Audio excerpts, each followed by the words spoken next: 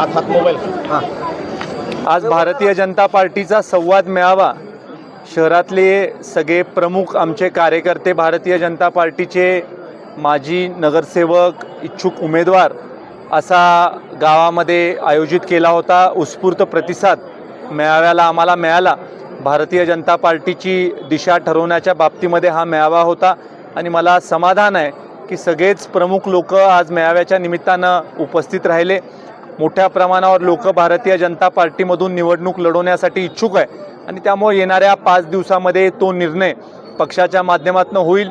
निर्णय झाल्यावर लगेचच आपल्याला कामाला लागायचं आहे अशा प्रकारचा संकल्प आज भारतीय जनता पार्टीच्या मेळाव्यामध्ये झाला आणि उमेदवार कोण आहे याच्यापेक्षा पक्ष सत्तेमध्ये आणायचं आहे अशा दृष्टिकोन ठेवून भविष्य काळामध्ये आपण काम करायचं हा देखील संकल्प आज मेळाव्यात झाला. बाबा, महायुतीला सोबत घेण्यासंदर्भात कसा तुम्ही आता घातली काय सांगा? शेवटी भारतीय जनता पार्टीचा जिल्हा अध्यक्ष म्हणून माझी भूमिका सातत्यानं हीच राहणार आहे की महायुतीचे घटक पक्ष हे आमच्याबरोबर यावे. पण ते येण्याच्या संदर्भात शेवटी त्यांची मागणी काय आहे, आमच्या कार्यकर्त्यांची मागणी काय आहे, मेळ घालता येईल का हा अजून प्रश्न प्रलंबित आहे किंवा हा प्रश्न अजून आम्हाला सोडवता आलेला नाही. तरी देखील शेवटच्या घटकेपर्यंत प्रयत्न करत राहणं हे खरं तर माझी जबाबदारी आहे आणि त्यामुळे सातत्यानं मी सगळ्यांना साथ घालतोय की तुम्हाला जर का आमच्याबरोबर येता आलं तर आपल्याला एकत्रित चांगल्या पद्धतीनं या निवडणुकीला सामोरे जायचं. 104 इच्छुक आणि 32 जागा कसा मेळ बसणार आहे? बंडखोरी वाढेल असं काय वाटत नाही? नाही, मला असं वाटत नाही की बंडखोरी वाढेल.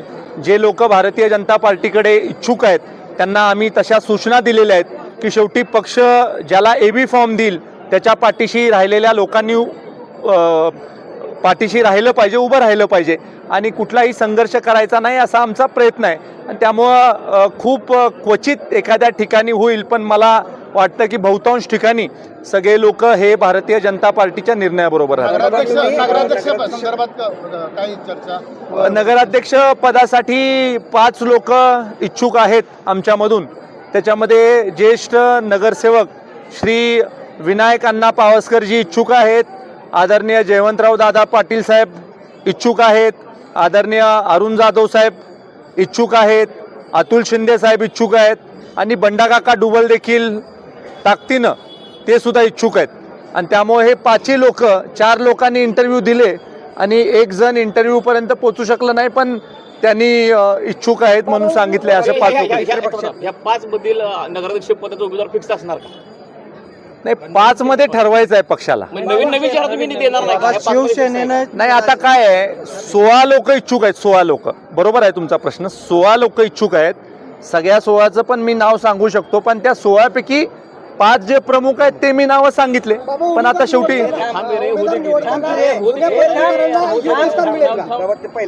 100% सगळ्या पदाधिकाऱ्यांना विश्वासात घेतल्याशिवाय कुठलाही निर्णय होणार नाही.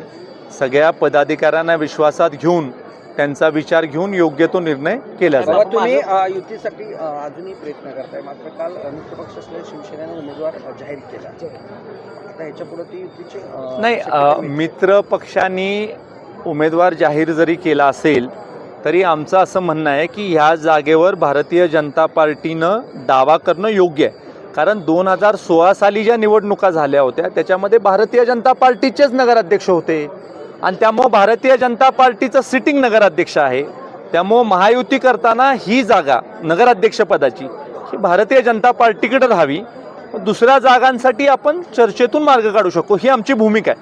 आणि त्यामुळे बघूया, अजून 4 दिवस आहेत, काही त्याच्यामधून तोडगा निघतोय का बघूया, प्रयत्न करूया. प्राथमिक चर्चा वगैरे काय त्या संदर्भात झाली? बरेच वेळेला झाली आहे चर्चा, पण शेवटी तोडगा काही अजून निघालेला नाही. त्यामुळं प्रयत्न आहे, बघूया. 16 पैकी जे इच्छुक आहेत त्यांनी मुलाखत दिली, हा चेहरा असणार आहे नगराध्यक्षपदाचा का वेगळा चेहरा तुम्ही काढणार आहे? आता ह्या 16 पैकी जो निर्णय होईल हा राज्याचे मुख्यमंत्री देवेंद्र फडणवीस साहेब, हे आदरणीय रविभाऊ चव्हाण, कोर कमिटी, शेवटी ह्यांचा शिक्कामोर्तब होईल तोच चेहरा असेल. पण शेवटी ह्या 16 पैकी 5 जे अनुभवी आहेत त्या 5 लोकांची मी नावं घेतली. पण आता शेवटी राहिलेले 11 सुद्धा, मग आता कॅप्टन आहेत, राहिलेल्या 11 पैकी कॅप्टन सुद्धा त्याच्यामध्ये इच्छुक आहेत. मग शारदाताई देखील त्या याच्यामध्ये इच्छुक आहेत त्या माजी नगराध्यक्ष राहिलेल्या आहेत. त्यामुळे असे सुद्धा नावं आहेत. मी आपले ठोकळ 5 नावं तुम्हाला सांगितली. साताऱ्यामध्ये शिवेंद्रराजेंची बैठक झाली, नक्की काय झालेलं आहे? शिवेंद्रराजे सोबत होते, उदयनराजे नव्हते. नाही. दोन्ही महाराज एकत्र प्रीती हॉटेलला पहिल्यांदा बैठक झाली. छत्रपती उदयन महाराज, छत्रपती शिवेंद्र महाराज आणि मी अशी बैठक झाली आणि दोन्हीही महाराजांनी एकत्र निवडणूक लढवायची भारतीय जनता पार्टीच्या चिन्हावर असा एकमताने दोघांनी निर्णय केलेला आहे. आज मग 31 नगरसेवक आणि 1 नगराध्यक्ष भाजपचा निवडून आणण्याचा संकल्प झाला. ह्याचा अर्थ तुम्ही सोबळावर लढण्याचा संकेत घ्यायचे का? आमचा प्रयत्न आहे की सगळे लोक आपल्याबरोबर घेण्याचा आमचा प्रयत्न आहे. नाही, भाजपचे 31 नगरसेवक आणि नगराध्यक्ष आता शेवटी असं शेवटी असं आहे लढणार का? की आपली तयारी ही 31+1 अशी तयारी तर आपली पाहिजे. तयारी आपली असल्यानंतर समविचारी कोण आपल्याबरोबर यायचं म्हटलं किंवा इतर पक्षामधला देखील एखादा म्हटला उद्या चांगला कार्यकर्ता की नाही आता मला भारतीय जनता पार्टी बरोबर यायचं, मग आम्ही वर बोलू, बघू वेगळा इंटरव्ह्यू त्याचा घ्यायचा का, छोटा बॉम्ब एखादा फोडायचा का, एकदमच काही करायचं काही ठरवू आम्ही येणाऱ्या काळामध्ये. मिसळ टाकायची. मनोहर शिंदे म्हणते होते की हे सरकार हे अनधिकृत आहे, नियमबाह्य आहे आणि त्यातल्या एका पक्षात त्याने आता प्रवेश केलाय. तर तुम्ही त्यांना विचारलं नाही का की हा पक्ष हे सरकार नियमबाह्य असताना तुम्ही कसं भाजप आदरणीय मनोहर भाऊंचं मतपरिवर्तन करण्यामध्ये मी यशस्वी झालो आणि हे यशस्वी करत असताना नाही बाबा, नेमकं म्हणजे काय झालं? मन आणि मतपरिवर्तन, त्यांचा मताचं परिवर्तन, त्यांचं जे मत होतं की जे काही सरकारविषयी मत असेल ते मताचं परिवर्तन आम्ही केलं. त्यांच्या कामकाजाला कंटाळून जे पहिले तुमच्याकडे आले होते त्यांची मनधरणी कशी करणार?